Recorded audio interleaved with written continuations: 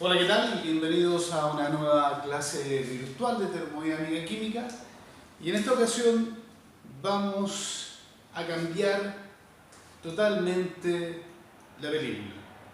Nos vamos a ir derechamente al último capítulo de esta asignatura que tiene que ver con el equilibrio químico.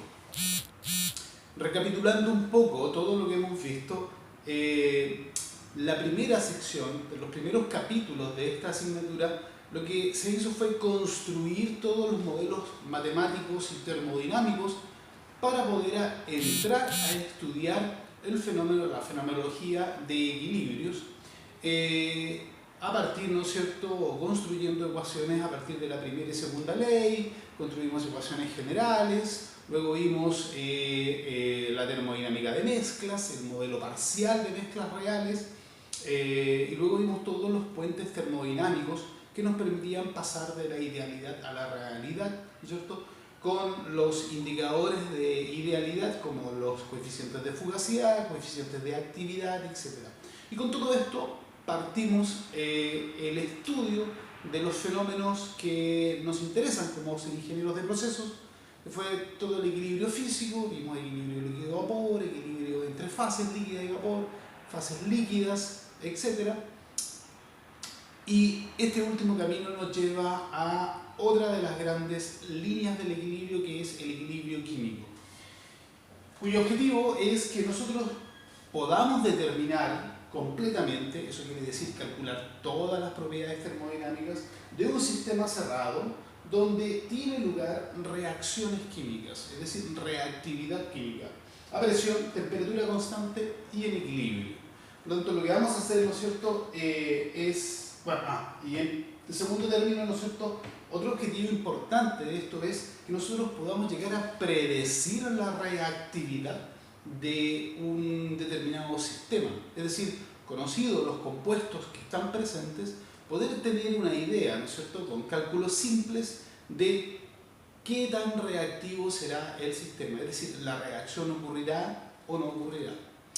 Y aquí, tal vez, la burbuja del recuerdo es a aquellos cursos de introducción a la ingeniería donde ustedes preferentemente trabajaban con sistemas reactivos, y si recuerdan, les decían, y esta reacción ocurre en un 40% o esta reacción en un 100%, el factor de conversión o la conversión de la reacción. Yo creo que nunca se preguntaron de dónde sale ese dato. Bueno, en este capítulo vamos a tener la posibilidad, cuando dice en concreto, ¿no es cierto?, de conocer, ¿no es cierto?, qué tanto se desarrolla una reacción. Es decir, vamos a poder determinar cuál es la conversión de una reacción, que en el fondo nos va a poder decir, ¿no es cierto?, es decir, qué tan reactivo es el sistema. ¿Esta reacción ocurre o no ocurre? En función de variables como la presión y la temperatura. En concreto, vamos a poder calcular las composiciones finales en un sistema, ¿no es cierto?, luego de que se desarrolla la reacción, conocidos la presión y temperatura y los compuestos iniciales. Algo así como, por ejemplo, si coloco en un recipiente cerrado hidrógeno y oxígeno a 100 grados Celsius y 10 bar, ¿qué va a pasar? ¿Qué voy a tener al final, ¿no es cierto? ¿Qué es lo más probable que tenga, ¿no es cierto?, que lo más probable que se genere agua? ¿Qué porcentaje voy a tener de hidrógeno al final? ¿Qué porcentaje voy a tener de oxígeno al final? ¿Y qué porcentaje voy a tener de agua al final? Con eso voy a poder calcular indirectamente la conversión de la reacción.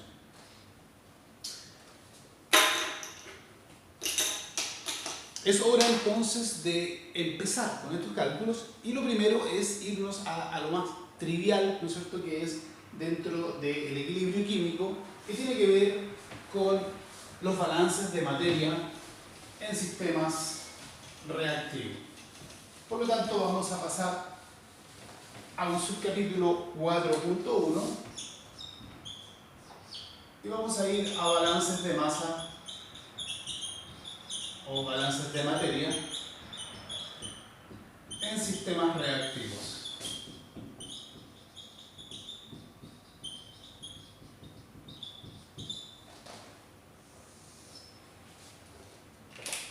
Y para empezar con esto, algo de recuerdo. Entonces vamos a tomar un ejemplo muy clásico de reacciones químicas.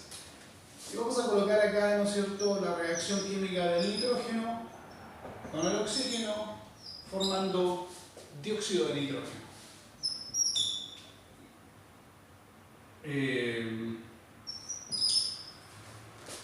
Bueno, la química simple nos indicaba de que esto primero tengo que igualar, por lo tanto si tengo 2, esto va un 2 aquí, 2 de nitrógeno y me aparece un 2 aquí.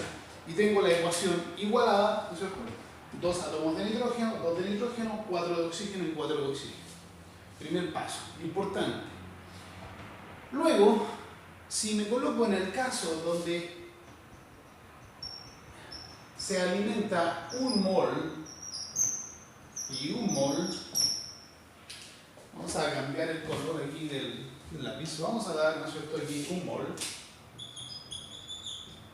y un mol. Generalmente cómo nos enseñaban el trabajo de esta tabla era una tabla, ¿no es cierto?, donde colocó lo que entra, lo que reacciona, lo que se produce y lo que sale. Entonces básicamente es como nos enseñaron, ¿no es cierto?, el trabajo de balances de materia en reacciones. Por lo tanto, si tengo un mol acá y vamos a suponer que tengo un 100% de conversión de la reacción. Entonces, lo primero que había que hacer, ¿no es cierto?, es ver qué cosa o cuánto reacciona de cada uno de los reactantes. Y para eso necesitábamos el concepto del reactivo limitante. Y aquí aparecía, ¿no es cierto?, el concepto del limitante. Y el concepto del reactivo limitante, ¿no es cierto?, teníamos que ver cuál de los dos se podía consumir totalmente. Y en este caso, el nitrógeno, ¿no es cierto?, si tengo un mol de nitrógeno, por estequiometría necesito 2 moles de oxígeno. Si tengo un mol de nitrógeno, entonces necesito 2 moles de oxígeno. Y obviamente lo que tengo es solo un mol de oxígeno, por lo tanto el nitrógeno no puede ser el limitante, sino que es el oxígeno. Si tengo, en este caso tengo de oxígeno, tengo un mol y un mol de oxígeno necesita la mitad de nitrógeno, es decir, necesito medio mol. Por lo tanto, el oxígeno sí se puede consumir totalmente y porque tiene más del requerido del nitrógeno. Eso quiere decir que el limitante en este caso es el oxígeno. Tengo mi reactivo limitante. Y ese era un cálculo bastante simple que nos enseñaron en química, en la enseñanza media, ¿no es cierto? Y después en la universidad, en introducción, simple de determinar. Por lo tanto, ahora puedo continuar con el balance de materia. Si tengo, para determinar cuánto reacciona, el limitante es el oxígeno, como tengo una conversión del 100%, entonces se va a reaccionar un mol de este y medio mol de este otro. 100% se consume del limitante y requiero medio mol de nitrógeno por la estequiometría. Por lo tanto, aquí no tengo nada. ¿Cuánto se produce? Obviamente estos no se producen, son reactantes, y por cada un mol que aparece que reacciona de oxígeno, entonces se produce la misma cantidad de dióxido de nitrógeno. Eso quiere decir un mol. Es 1 es a 1, por lo tanto un mol se consume y un mol se produce. Y finalmente con esto puedo escribir cuánto sale. Obviamente la diferencia entre lo que entra, lo que reacciona y más lo que se produce. Tengo un mol, se consumió medio, por lo tanto sale medio mol. Tengo un mol de esto, un mol 0, y de aquí sale un mol. Por lo tanto me aparece la corriente de salida, ¿no es cierto? Y con esto puedo determinar, ¿no es cierto?, que el total de la corriente de salida es 1,5 mol y puedo obtener, ¿no es cierto?, la composición, si quiero, ¿no es cierto?, a la salida. Esa es la forma clásica en la cual nos enseñan esto que está acá. Pero vamos a complejizar esto y cómo en la realidad ocurre. Supongo que ya están todos de acuerdo, esto es pan comido. Sí. Voy a tomar la misma reacción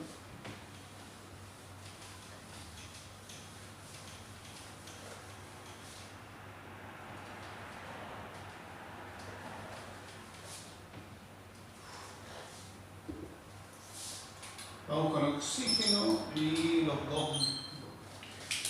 Esta reacción, en la realidad, cuando ocurre, que es una reacción que ocurre generalmente a altas temperaturas, cuando el oxígeno, ¿no es cierto?, se combina con nitrógeno, ¿qué es lo que tengo acá? Que, aparte de esto, también ocurre esta reacción. Se produce el óxido nitroso. Y la igualación de esto me dice que esto es simplemente un 2. Entonces, cuando me enfrento a esto, que tengo dos reacciones simultáneas, y me enfrento a la misma problemática anterior, a confeccionar el balance, lo que tengo es lo que entra, un mol de nitrógeno y un mol de oxígeno.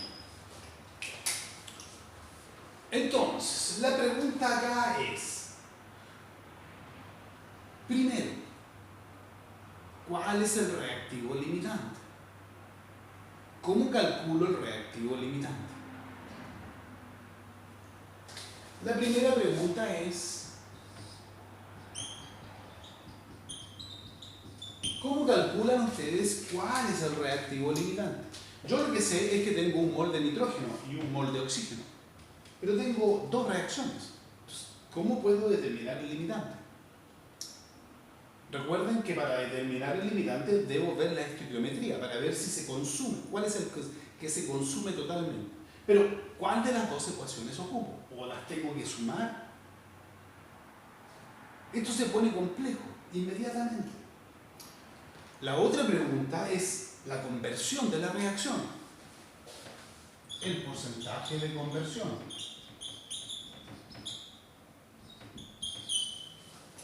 ¿Cómo lo hago? ¿Cada reacción tiene su conversión?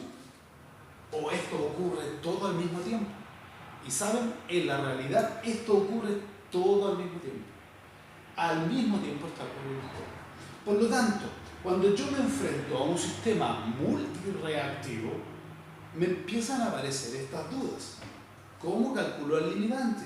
¿Cómo calculo la conversión? Y una de las cosas que me empiezo a dar cuenta de que todo eso bonito que me contaron en química, en introducción, respecto a cómo calcular las reacciones, en realidad solo sirve cuando tengo una reacción. Lamentablemente en la realidad ocurren muchas reacciones al mismo tiempo.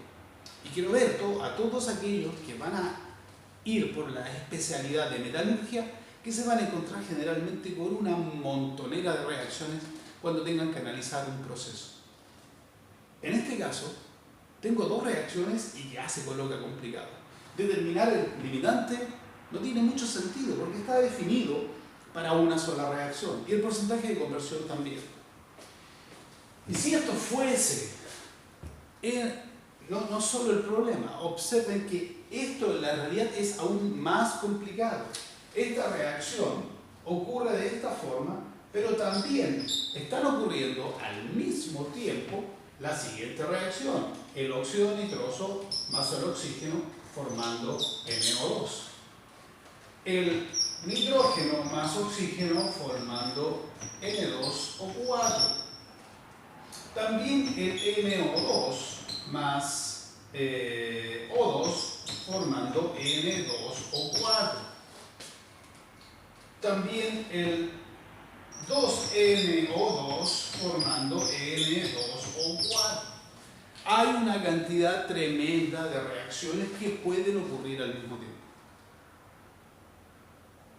Por lo tanto, si con dos reacciones la cosa se complicaba, conceptos tan básicos como el limitante o como el porcentaje de conversión se pueden dar cuenta de que ya no tiene ningún sentido hablar de limitante y hablar de conversión. Tenemos que tomar esto de otra forma. Y esa otra forma se las voy a presentar a continuación. Por lo tanto, la conclusión de esto es que para sistemas multireactivos, entonces no tiene sentido hablar de limitantes ni tampoco de factor de conversión. Vamos a ver cómo enfrentar sistemas multireactivos y que también nos va a servir para enfrentar a sistemas de una reacción. Voy a volver a la reacción original, al ejemplo, donde tenía nitrógeno más oxígeno y dando NO2, igualación 2,2, y tenemos aquí lo que entra, lo que reacciona, lo que se produce y lo que sale. Vamos a hacer el mismo caso. Voy a tener aquí un mol de entrada,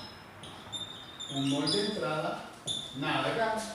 Vamos a pensar en el 100% de conversión. Sabemos que el oxígeno es nuestro limitante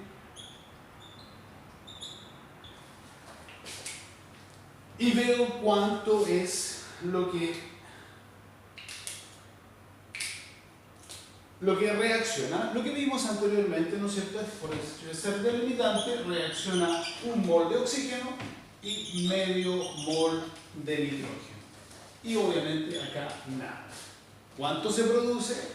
De aquí nada. Y por cada uno de estos se produce uno de estos, por lo tanto tengo un mol de dióxido de nitrógeno. ¿Cuánto sale?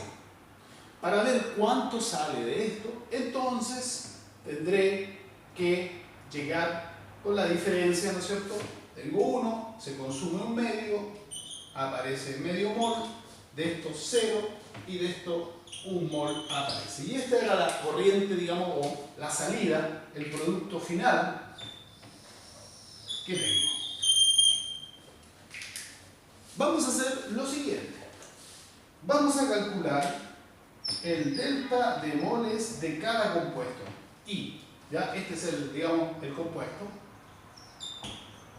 Y nitrógeno, oxígeno y dióxido de nitrógeno. Por lo tanto, el delta. ¿Y qué es lo que es el delta? Recuerden el concepto de delta.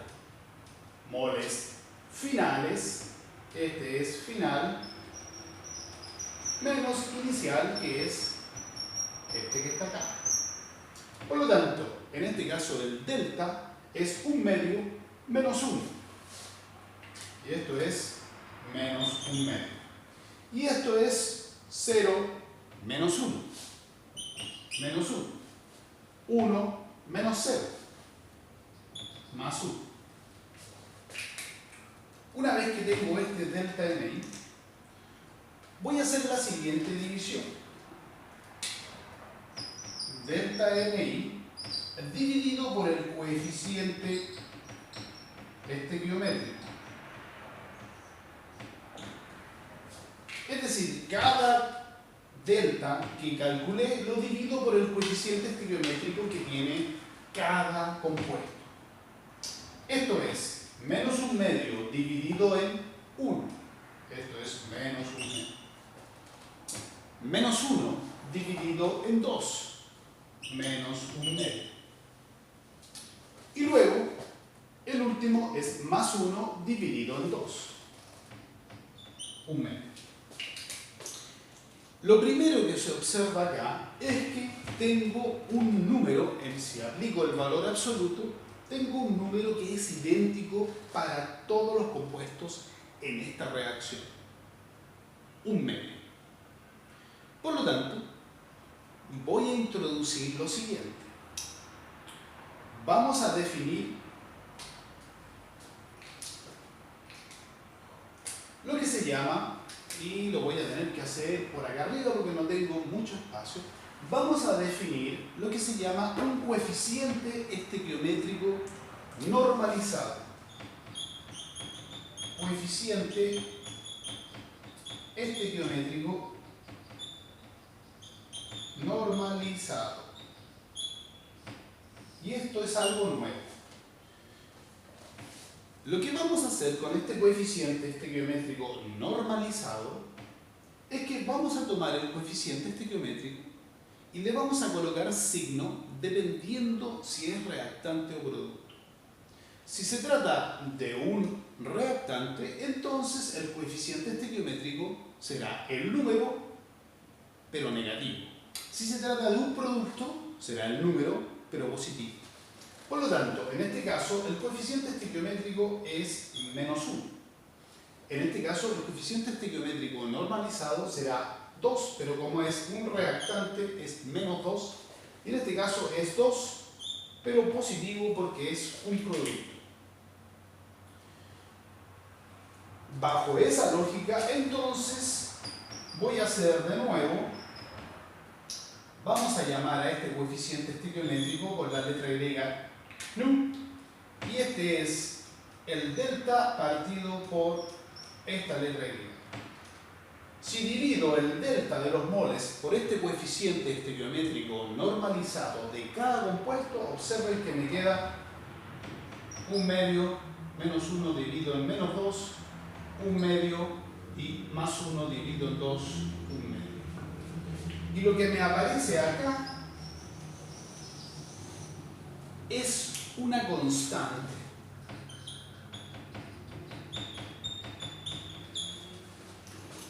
Es esa constante la que vamos a definir acá. Por lo tanto, en un sistema reactivo en el cual aplico el balance de materia, se cumple de que existe una constante que es idéntica para cada compuesto que participa en la reacción. Pero para llegar a esto necesitamos formalmente definir el coeficiente estequiométrico normalizado y vamos a poner las fórmulas.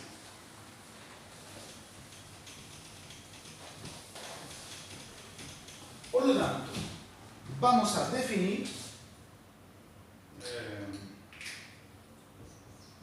definición, coeficiente estequiométrico normalizado. Lo vamos a identificar con la letra griega nu sub i del compuesto i correspondiente y vamos a definir este coeficiente de la siguiente forma. Será menos el coeficiente estequiométrico estándar, el que está en la ecuación, para todo reactivo, será positivo para más el coeficiente estequiométrico normal, digamos, el coeficiente estequiométrico típico de la reacción para un producto, y obviamente será 0 para cualquier elemento que no participe en la reacción, es decir, un inerte. De esa forma, este coeficiente estequiométrico normalizado nos va a permitir generar una fórmula más sólida.